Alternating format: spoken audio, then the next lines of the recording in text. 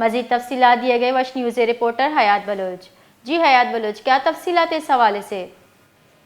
بالکل، دیکھیں سعید آباد سے لاپتہ 5 لڑکیوں کو ناظم آباد سے بازیاب کروا لیا گیا ہے۔ یہ کہنا ہے ڈی آئی جی ساؤتھ سید اسد رضا کا۔ 15 فروری کو سعید آباد پولیس اسٹیشن میں لڑکیوں کے اغوا کا مقدمہ لڑکیوں کے والد ضمیر کی مدعیت میں درج کیا گیا تھا۔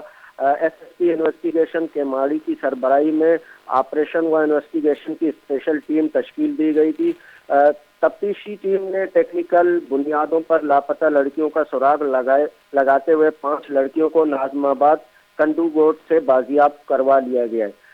یہ سیکٹر B17 مکان نمبر 158 کے رہائشی 3 لڑکی آپس میں بہنیں ہیں، جبکہ 2 ان کی کزن ہیں۔ لڑکیوں کی عمریں 15 سے 19 سال کے درمیان ہے۔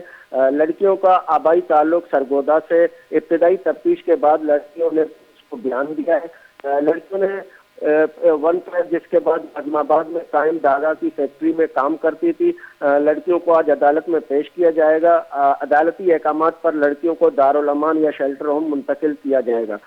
داغا فیکٹری ٹھیکیدار کو بھی چائلڈ لیبر ایکٹ کے تحت گرفتار کیا گیا ہے۔ چائلڈ ایکٹ کے تحت مقدمہ درج کیا جا رہا ہے، جبکہ فیکٹری مالکان کے خلاف بھی قانونی کارروائی کی جائے گی۔ یہ کہنا ہے D I G south zone Syed Asad Raza کا۔ جی ہمیں بتائیے حیات بلوچ، وہ کون لوگ تھے جنہوں نے بچیوں کو اغوا کیا ہے؟ کیا اس بارے میں تفصیلات ہیں آپ کے پاس؟